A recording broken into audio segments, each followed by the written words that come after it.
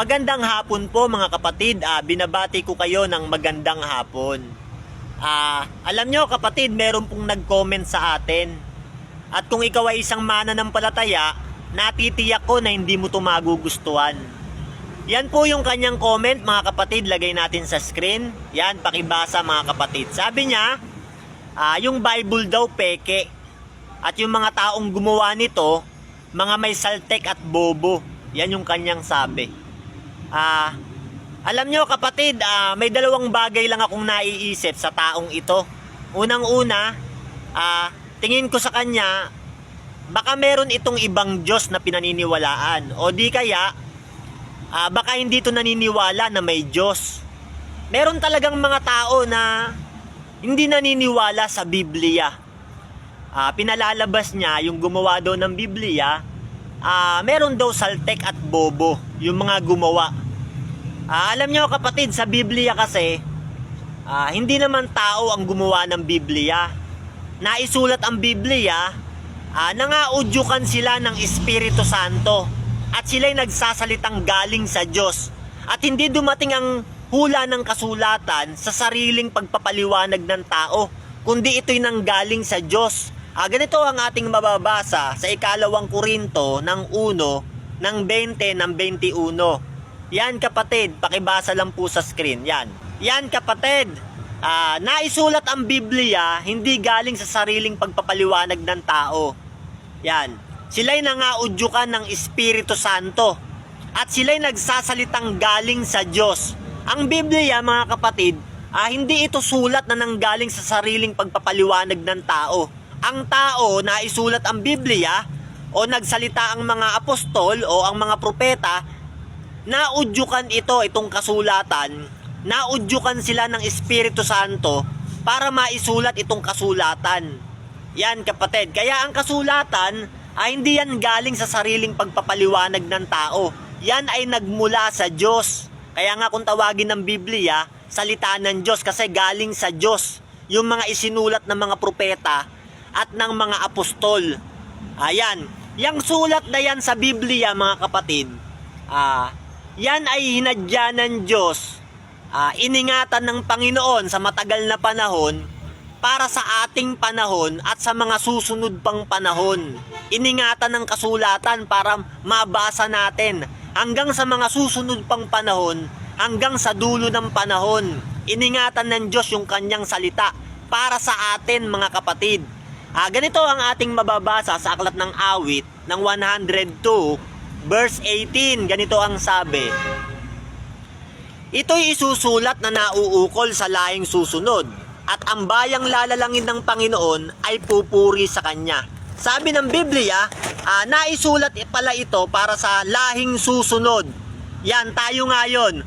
Matagal ng panahon, iningatan ito ng Panginoon, tong sulat na ito. Ginamit ang mga Israelita, ang mga naging tagapagbantay ng kasulatan, iningatan ito para sa lahing susunod, makabasa nito. At ang Diyos ay lalalang ng isang bayan para sa kanyang pangalan. Yan nga sa ating panahon kung tawagin, mga Kristiyano.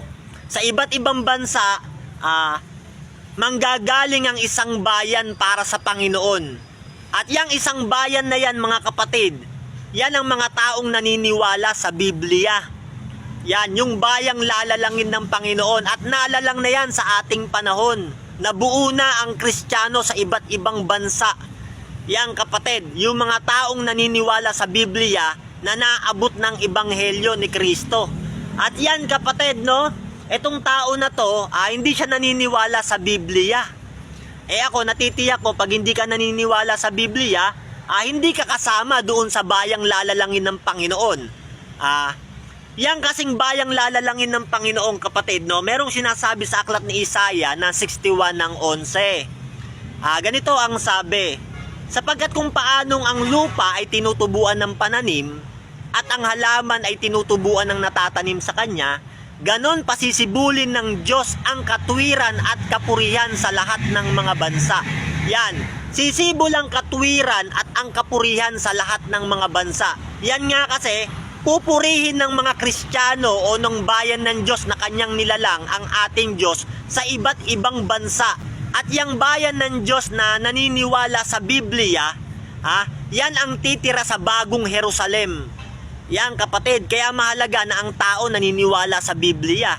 Pag hindi ka naniniwala sa Biblia, hindi ka kasama doon sa bayan ng Diyos na kanyang lalalangin sa iba't ibang bansang manggagaling, hindi ka mapapasama doon. At kung hindi ka mapapasama doon, wala kang kaligtasan. Kaya mahalaga naniniwala tayo sa Biblia dahil yan ay salita ng Diyos mga kapatid. Ganito kapatid, no, sabi niya, ang gumawa raw ng Biblia, mga may saltek daw at bobo. Yan ang sabi nung nag-comment. Alam nyo kapatid, yung tao kasing hindi naniniwala sa Diyos, walang kabutihang gagawin ito, sabi ng Biblia. Pag ang tao, walang kinikilalang Diyos sa buhay, natitiyak ko, puro kasamaan ang gagawin nito. Basahin nga natin sa isang talata ng awit ng 14 ng 1. Ganito ang sabi.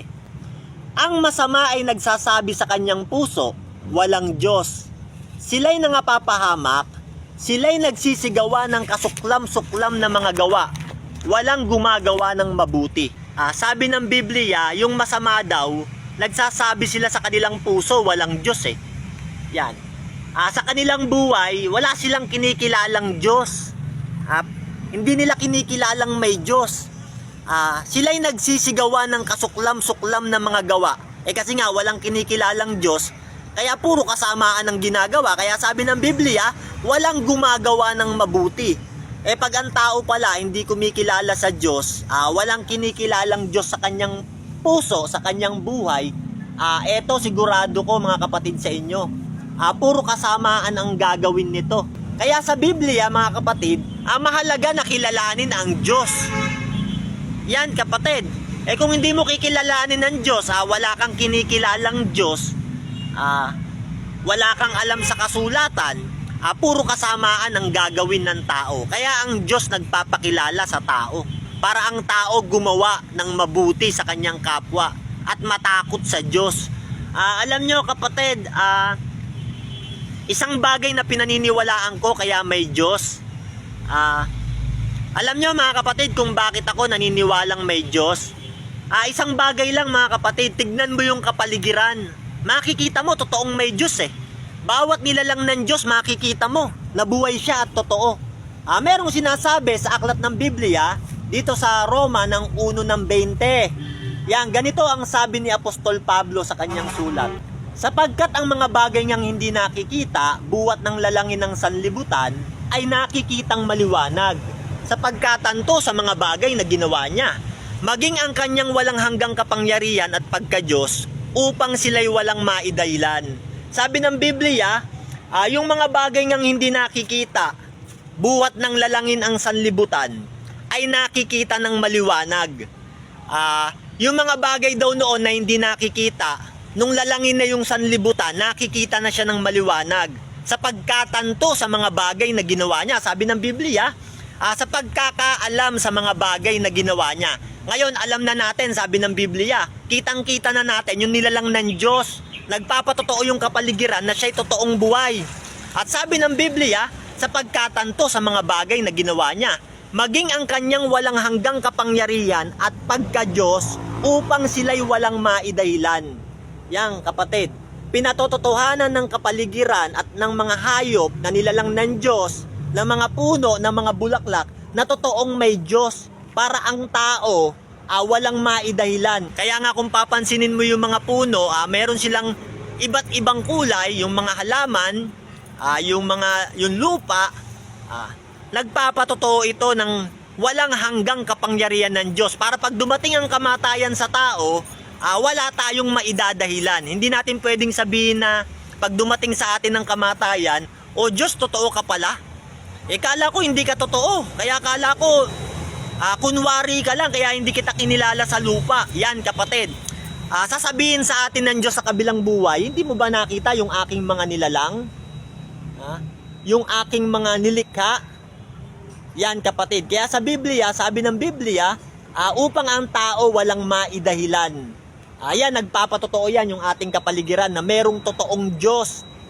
Ganito ang sabi sa isang talata pa ng aklat ng awit ng 19 ng 1, ganito ang ating mababasa.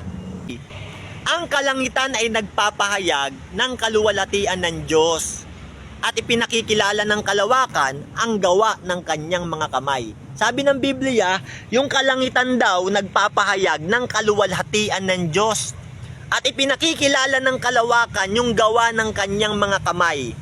Yan, kahit ang langit nagpapahayag, kapatid, na totoong may Diyos. Tumingin ka lang sa langit, makikita mo buhay ang Diyos eh. Makikita mo yung mga kulay, yung kanyang lalang, yung ganda. Nagpapahayag ito ng kaluwalhatian ng Diyos. Pinapakilala ng kalawakan, sabi ng Biblia, yung gawa ng kanyang mga kamay. Yan, kapatid, hindi pwedeng walang Diyos. Merong Diyos.